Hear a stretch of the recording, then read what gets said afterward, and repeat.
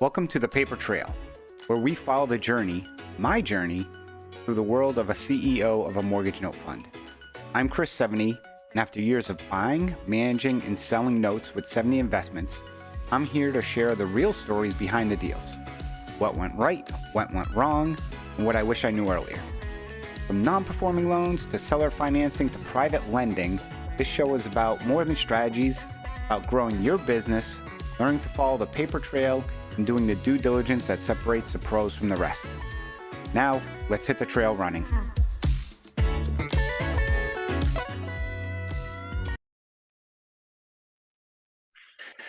On this episode of the Paper Trail podcast, I had the privilege to interview Kris Fleming. She is a business strategist, financial expert, and certified small business coach specializing in helping women entrepreneurs build profitable, scalable businesses. We talk about how she is going to speak at the Paper Trail conference and some insight on what she's going to talk about. She's also the founder of the Genius Network, where she provides high-impact coaching designed to help clients unlock their zone of genius and turn their expertise into wealth. Kris has a background in banking, commercial lending, private lending, real estate investing. Somebody I loved talking with. It was a great episode. I learned a lot from this episode, and I don't want to give out too much information because I want you to take the time to listen to it and then come join us September 18th to the 20th in Chandler, Arizona at the Paper Trail Conference. Hope you enjoy this episode. Hey, Kris, how are you doing today? I'm great. How are you, Kris? I am great. It's easy to speak with a Kris and remember names because that's something that I am awful at. So, I but think we'll get this one. yeah, I agree. And we were just talking before, hit the record button in regards to, passion and love for what you do. And we're actually recording this on a holiday, but we're both working today because that's what it boils down to. We love what we do, and we love also talking about what we do as well. So let's kind of, dive right into it, Kris, and have you start with your story. Yeah. Gosh, my story is so convoluted. I'm going to try to think about how to give you the most direct version of it. Mm-hmm. I will tell you that I grew up in extreme poverty. Okay. I was an only child of a single mom. I never knew my father, and my mom was mostly working all the time, two, three jobs. We spent a lot of time homeless, living in cars and shelters. But I understood from a very young age that my mom paid rent. I Okay. understood that. And Mm-hmm. I understood that when she didn't pay rent, we did not get to live there. Mm-hmm. And so, as an only child who spent a lot of time alone, I would play Monopoly games by myself, playing all the pieces, and the games would go on for days and days because every piece has the same skill set, right? Yeah. Um, so yeah, that was really how I got started in my interest in real estate was Mm-hmm. good old Monopoly.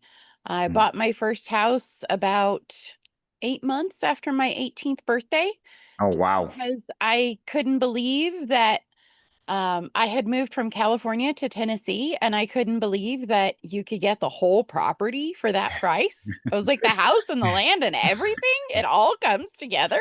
Yeah. So that became my first creative finance deal when I sold it a few years later on a lease option. Wow, that's an amazing story to share. Just the fact of, I mean, the struggles and stress and everything that you had to go through, then to turn around and, basically before the age of 20, buy a property, which, I was in college at the age of 20 and I had the maturity level of probably a 4-year-old. So even if I had the money to buy a house, it would have probably been a complete and utter disaster because owning real estate is not something for the faint of heart. I think a lot of people have this envy of wanting to own it, but not really knowing what they want to get themselves into. Would you agree? I absolutely would. And I will say too that one of the things that I learned with Mhm. my interesting upbringing was how to Mhm. not do a lot of things. And I Yep. knew that I wanted a place that was mine, Mhm. and Mhm. I nobody was going to tell me to Mhm. leave. Yeah. I typically roll into asking what's something about your journey a lot of people don't know, but probably should. I mean, you just shared a lot of deep insight about, everything. Is there, that answered that question, but I'll just ask it if there's another area of within your investments over your career that is also something that is unique. Yeah, I will say that statistically, there's no way that I should be a success. Again, grew up only child, single mom, never knew my father, wound up in foster care, lots of homelessness. I'm twice divorced. I was a single mom myself. Hmm. And all the statistics say I should not be where I am. And I state that not to demonstrate my own power, but to share that power with all of the people who are feeling the same way. That Hmm. my history says I'm never going to make it. And I want them to know Hmm. your history doesn't have to define your future. No, and if I recall, the stats are pretty overwhelming in regards to people, again, taking a turn that could go into whether alcohol, drugs, or something else that can lead you down that path. It's an amazing story that, the more you share about everything you've gone through, that you're right, that you have had success coming up through. You definitely didn't have a silver spoon, or even a spoon really given to you. But I think for people listening, it shows that, you know, it doesn't matter where you've been. It's always about looking forward and improving day by day. And that's something that I always recommend for people. Just, 1%, if you can improve, 1% a month or 1% a year, it's incredible the achievement you could gain. So, Yes. so Thank you for that. in regards to real estate, everyone has a core investment philosophy or strategy. How would you Mhm. describe yours? Oh, what a good question. I am sort of, I guess, addicted to problem solving. Hmm. So I really like the deals that, everybody wants the easy deals, the ones that are Yeah. fairly obvious. Hmm. I really enjoy the deals that are far less obvious Hmm. and you really get into some creative problem solving.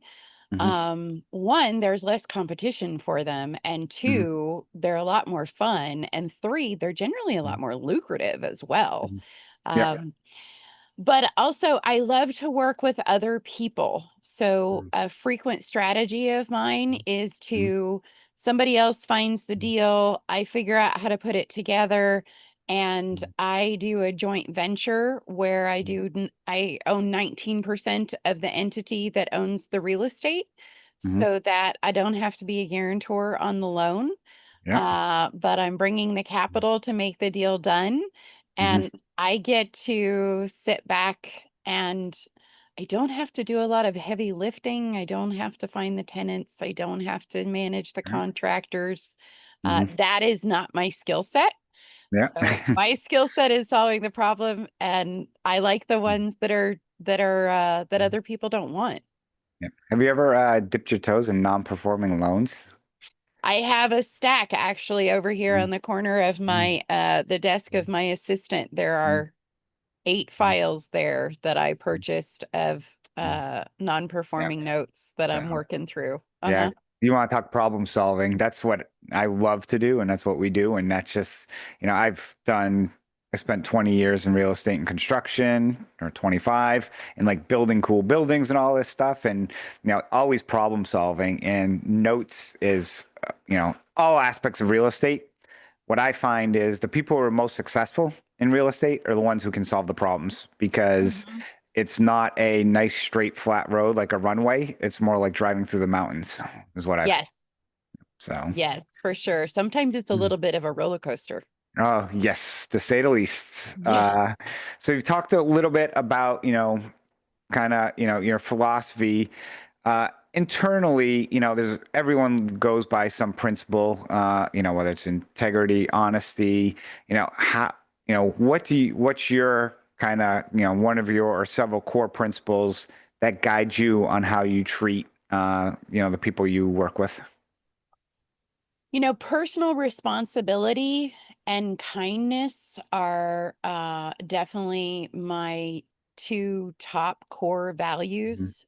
Um, I believe that as long as we are placing blame on others and not Hmm. recognizing whatever Hmm. responsibility we bear in a Hmm. situation, and sometimes it's just 5% responsibility, it's not Hmm. 100% responsibility. Hmm. But there are no mistakes, there are only learning opportunities, Hmm. unless you choose not to learn something. Yeah. So, when I'm talking to potential borrowers, for example, I want to hear about their deals that went sideways and what they Hmm. tell me about why. I want to Yeah. hear, um, are they playing the blame game? Is it always somebody else's fault? That's really important to me. But also just being kinder than necessary. I Hmm. think that my upbringing really helped me recognize that we don't know what the person sitting next to us is going through. I Hmm. tried to hide it from my classmates as much as Hmm. possible. And, Hmm. um, I didn't want people to judge me by my situation. I think that's true of Hmm. all of us. So, Hmm. considering that we don't know what the person sitting next to us is going through, a Hmm. little bit of kindness can go a long way. And Yeah. look, if you treat the wrong person with kindness, that's a reflection of them, not a reflection of Yeah. you. Yeah, I have definitely had some instances where I've put my foot in my mouth where I've done or said something and did not understand what somebody either recently went through or had to go through. And it literally is like the worst feeling. I just felt like, excuse the phrase, an asshole. We'll have to blob that out. But that's really, and that's what I was in that instance. But also based on that, I'm guessing you really will never have a career in politics if you talk about kindness and not blaming others because that's all politicians do. So I'm guessing we won't see you running for any seats in the future It for would seem political. unfruitful. Yeah. Yeah, it would So. seem unfruitful. I actually, as a child, one of the things that I wanted to be when I grew up was a senator. Hmm. I thought that sounded really interesting. And Hmm. to have the opportunity to be such a Hmm. strong participant in what I Hmm. believed would be making the world a better place, Hmm. until I realized, unfortunately, I'm probably too honest to Yeah. ever get elected, or if I ever got elected, to stay elected. I Yeah. I I don't think I'd get much done because I No, just tell the truth about it. I was the same because I have two relatives who were senators up in Rhode Island Mhm. in the past, and one of them I think just finished and is not running anymore.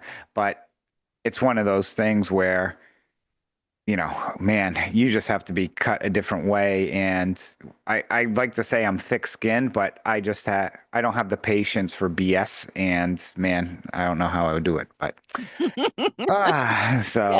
well, you are speaking at the Paper Trail Conference coming up in September. It's Yeah. September 18th to 20th in Chandler, Arizona. So make sure to get your tickets, people. Why is it important for you to be part of this event? I will do anything that Beth Johnson asked me to do. Yeah. If she asked me to ride a giraffe all the way to Arizona to be there, I'd probably go looking for a giraffe. Mhm. Um, but I think that some of the most valuable experiences we can Mhm. have are sharing insights and wisdom with each other. Mhm. So I never want to be a gatekeeper of insight or wisdom. Mhm. Look, one of the best things we can do is not make all of our own mistakes. We can learn from the mistakes of others. Mhm. So I think that Mhm. that's always important. Yep. And that's really one of the focus when, I started putting this conference together was, and Beth, I wanted to, of course, break it into different segments. And when I thought of the, call it the private lending side, Beth and people affiliated with her were my first choice because, she's always educating and teaching people.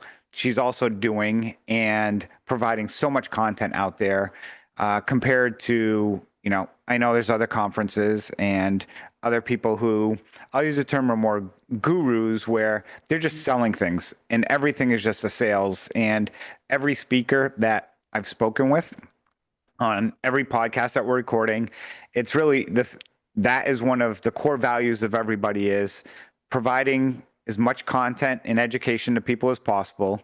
Nobody's expecting anything in return.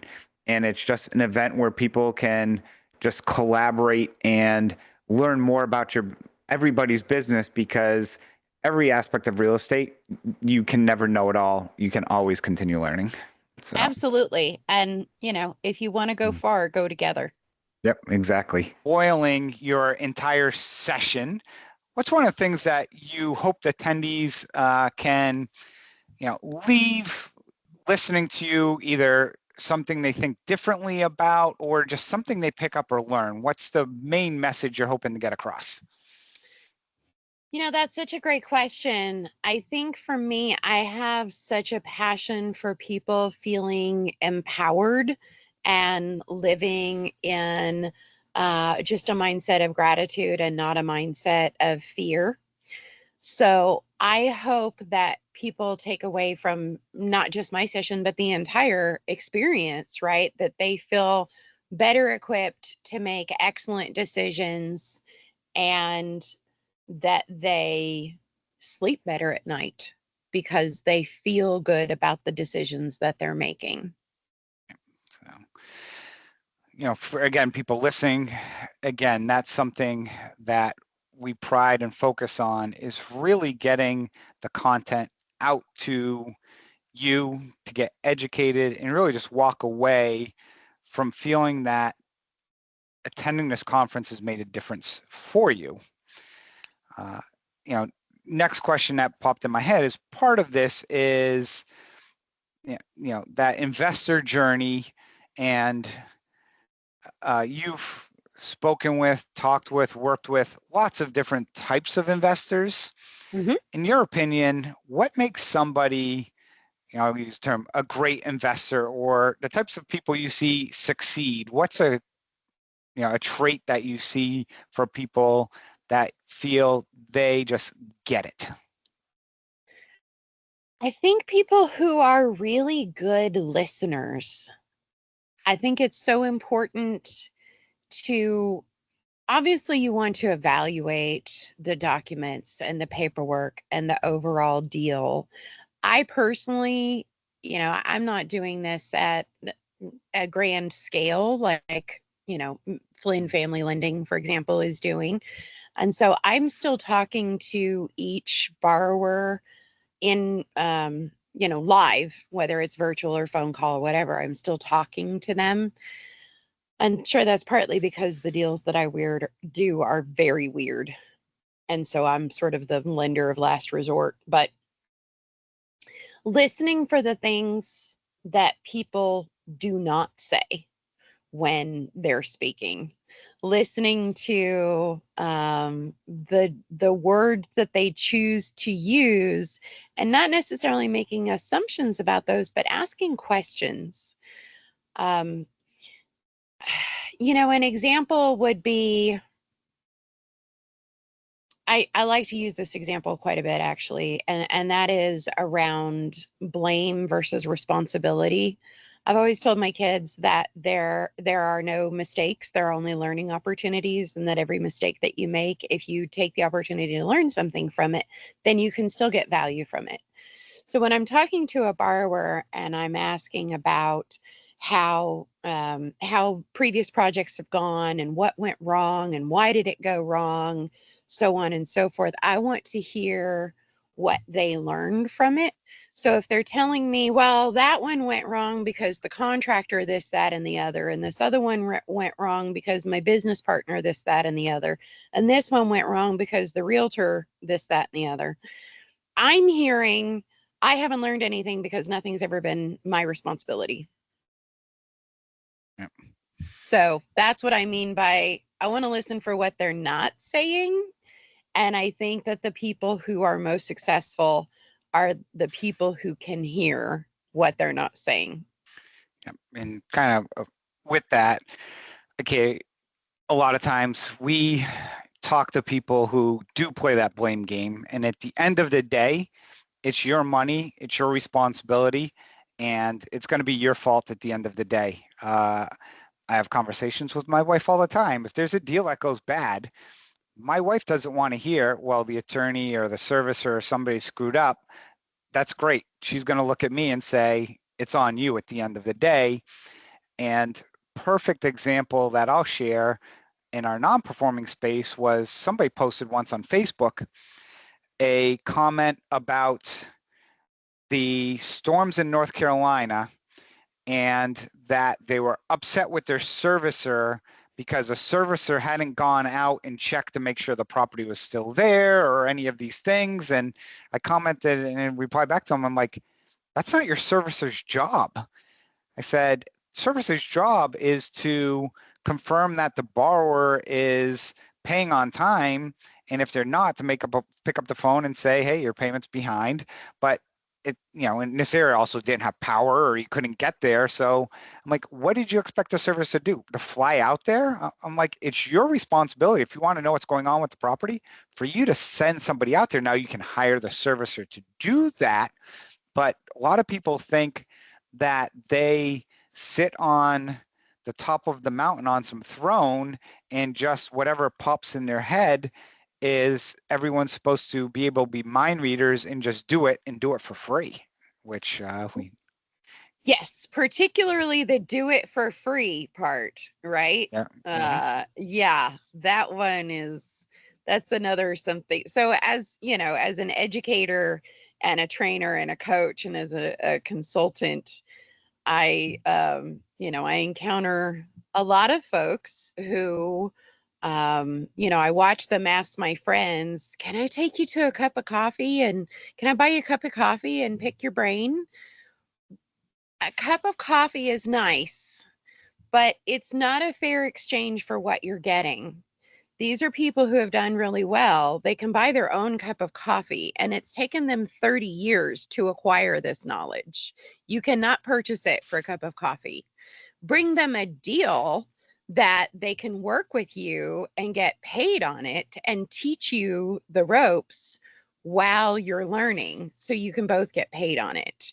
It's much more valuable. Their 30 years of knowledge is much more valuable than a cup of coffee.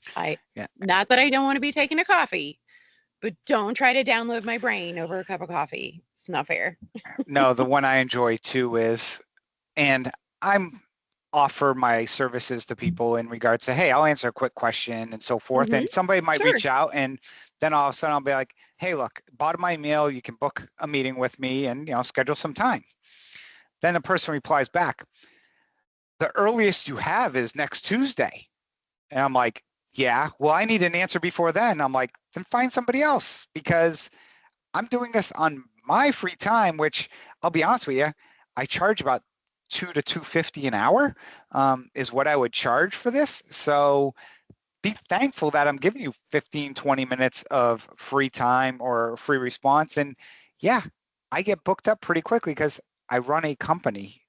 Go to any other company, real estate company and call the CEO and say randomly, hey, can I, just pop by anytime and just step in and answer questions? And it'll look at like you have six heads.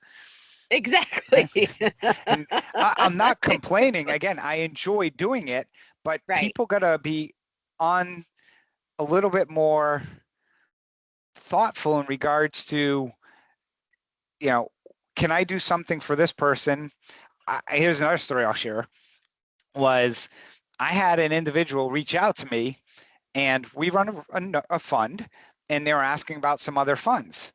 And they said, we're looking to diversify. We really like your fund. He's like, is there anyone else you can, refer? And I'm like, well, I can tell you who I've heard. I haven't invested in these other ones, but here's some ones that are good. And here's some questions to ask and, blah, blah, blah. And probably spent 30 minutes with this person.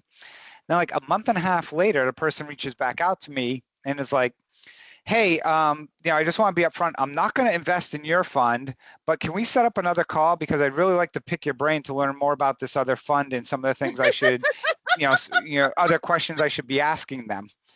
And I didn't even reply to the email. I just let it go because at first I'm like, wow, the set of cojones on this person to, really ask that. But I'm like, read the room, buddy. Like, seriously? You know, it's like, Sure. what, Yeah. do I'm you want to take my happy to make wife that on a date appointment. too? I mean, like, what Yeah. else do you want from me? So, Look, I'm happy to make that appointment. It's yeah, $295 an hour. yeah, Credit card payment is accepted in advance. exactly. No So, refunds after with less than uh, 24 hours notice of well, cancellation. yeah, but I would probably do that, get the 295, and then I'd probably turn around and get sued because then they said I was providing financial advice on something else that didn't go their way because they read the PPM wrong. But yeah. Yeah, that's a good point. So I hear you. That is a remarkable request. so, so moving on, what's one mistake that you do see newer investors make that you try to help them avoid a lot besides just trying to take advantage of somebody's time and understanding what that time is? Yeah. One thing that I see over and over again is what when they're underwriting, right? So when we're talking about note creators and they're underwriting and they're looking at a document and they're saying, well, this is a bank statement. And I'm like, no, it's not. It is not a bank statement. That is a screenshot of a bank balance that has no date on it, no Yeah. account holder name on it. Yes, it does have a bank name on it and it has a balance, but there's no way of determining from the document that you're looking at that it's their account or when that was taken. So understanding that the document that they think they have is not necessarily the document that they have. I've seen that experience as well with like wire transfer notifications. Oh, well, they sent me this wire transfer notification. That's great. It shows that it came from them, but it doesn't show where it went. They didn't send you a complete document. So, yeah, my encouragement, particularly for newer folks, is to don't just look at the title of the document and assume you have what you need. Actually read it and make sure that it has all the information that you're looking for. Yep.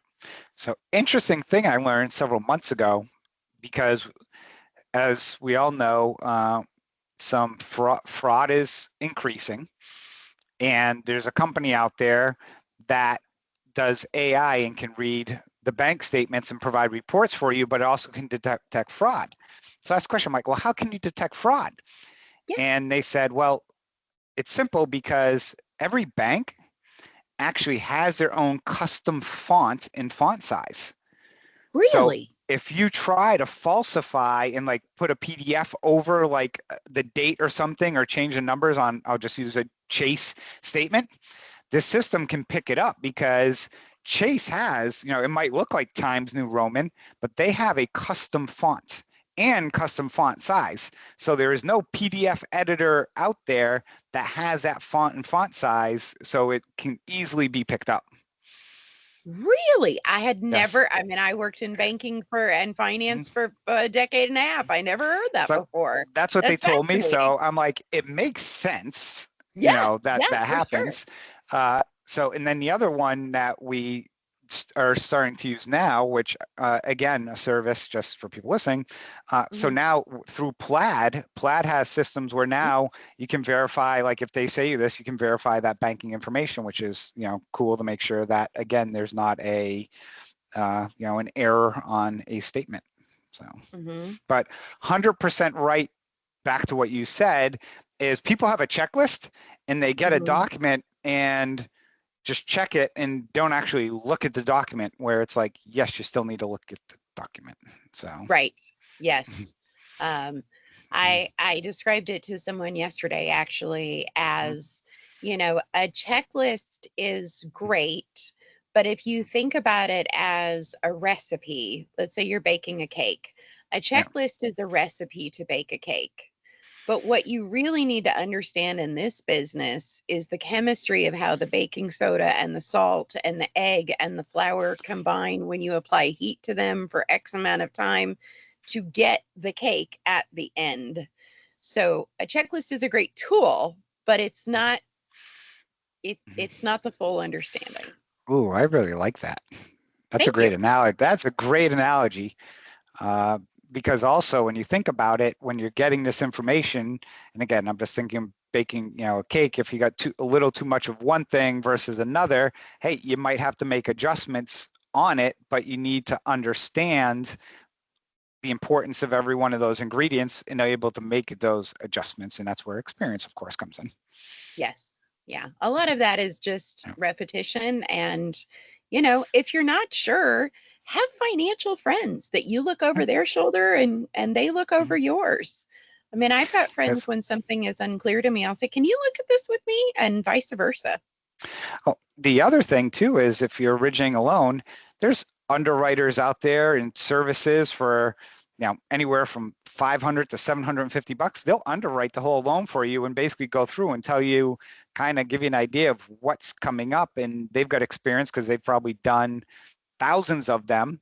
And it's a cost that you can go back and charge the borrower. So, Right. and you can also learn from their experience to get the experience to keep doing it.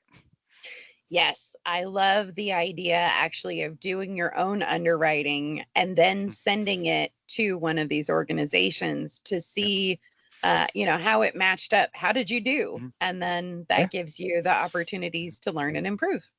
No, 100%. That's again, another great little, nugget right there of ways to learn is do it yourself. And then it's like hand it to the teacher, let the teacher go do, take the same test and send it back to you. And you can kind of see how you did. So, Yeah, not to mention if you caught stuff that they didn't, you also have a measure of their the value that you're receiving for your Yep. investment. Yeah. No, 100%. Okay, let's enter the lightning round. Okay. So, Let me kind sit of up really, straight here. Yep, really quick. I say that and then we just keep talking. But, what's a word or phrase how you would describe the current real estate market? Weird. Yep. It's weird. There are so many financial indicators that should historically be indicating X, but instead we're getting Q. And there are some artificial manipulations going on that, lots of arguments could be made for or against or neutral. It's just weird. Yeah. Everybody logically, I think, is like, okay, interest rates shot up, home prices got their bump, but eventually at some point, something's got to give, either the rates or the pricing. Everyone's kind of sitting there with their popcorn waiting to see, and month keep going on and nothing's happening. And it's like, okay, and it's like, and all of a sudden, if something pops one direction or the other, then everyone's going to be like, I told you so, because it seems logical that salaries aren't getting jacked up, but insurance, taxes, and everything else is. So where's all this money come from? That's really what I'm Right. wondering. Right. Yeah. I think too, with a lot of the, the larger commercial loans coming up on rate adjustments and balloons and lending appetites of large institutions have changed. I've had at least 3 calls in the last 7 days of people who are looking for new lending because they have a rate adjustment or a balloon coming up with their bank, and the bank has told them, we're not going to renew your loan. We don't have an appetite for this collateral anymore. Yep. So it's about to get, I am concerned that it's about to get unfortunately interesting. However, if you're not over leveraged and you're watching carefully and you're checking the pulse and you trust but verify, I'm sure we've all heard the wisdom that downturns are when fortunes are made. Now, please let me say, I am not predicting a downturn. I'm just saying if that's what happens, because historically the indicators on a historical basis predict a downturn. I don't know what's going to happen because it's weird. No, yeah, it's everyone's kind of just scratching their heads a little bit, and nobody knows. So let's be honest, nobody knows. Yeah. So, what's one thing you've changed your mind about in the last year? You know, I used to say every deal is a good deal if you can come up with the right exit strategy and the right, leverage structure, cash structure, equity structure. I used to really believe that with all of the levers that we can move and manipulate, every deal could be a good deal with the right manipulation. I don't believe that anymore. I have heard increasingly about deals that, well, I mean, I heard one 2 weeks ago that, the ARV of a property was going to be, it was a small single family home in Ohio, and the ARV was going to be 150, but the repairs due to foundation structural issues and everything else, the repairs were going to be like 170. Well, there's no way that I can think of to make that a good deal. I mean, it's going to cost you more to even just demolish it. So, yeah, I don't know what you do with that. So agree on that as well. Last question. One person you'd like to thank for your success? I don't know if I can tell you this without crying. There is a woman who is no longer with us on this plane of existence. I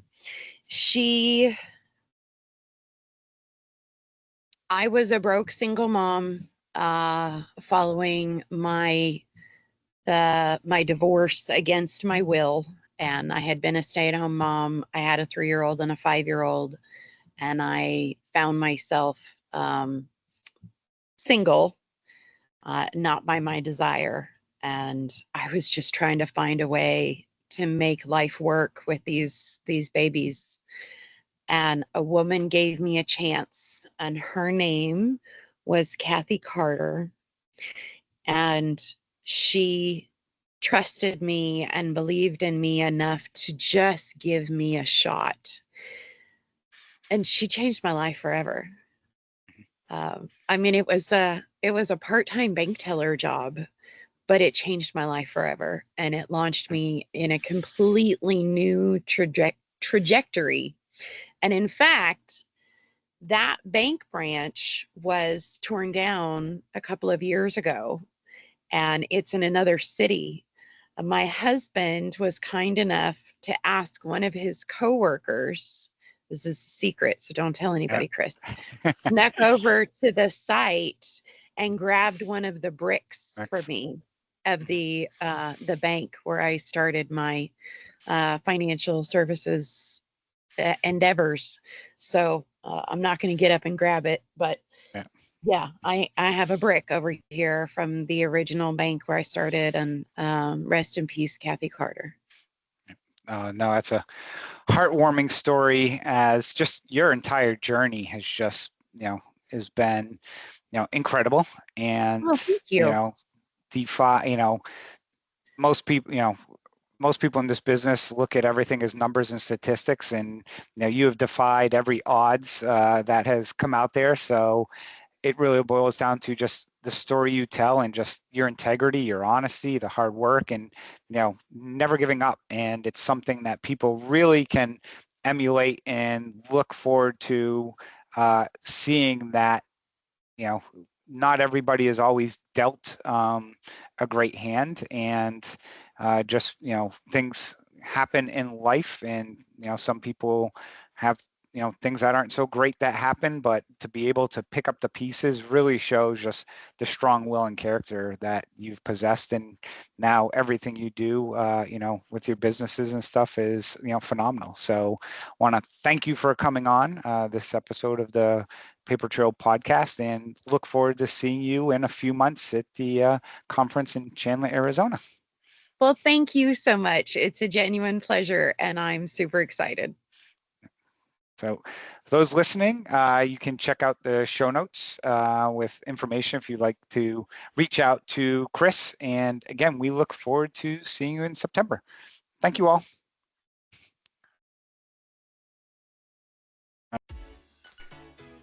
Thanks for joining me on this episode of The Paper Trail. I hope today's insights help you sharpen your note investing strategies. If you found value in this conversation, subscribe, leave a review, and share it with fellow investors. I'm Kris Fleming, reminding you to keep doing the work, trust the process, and always follow the paper trail. Until next time.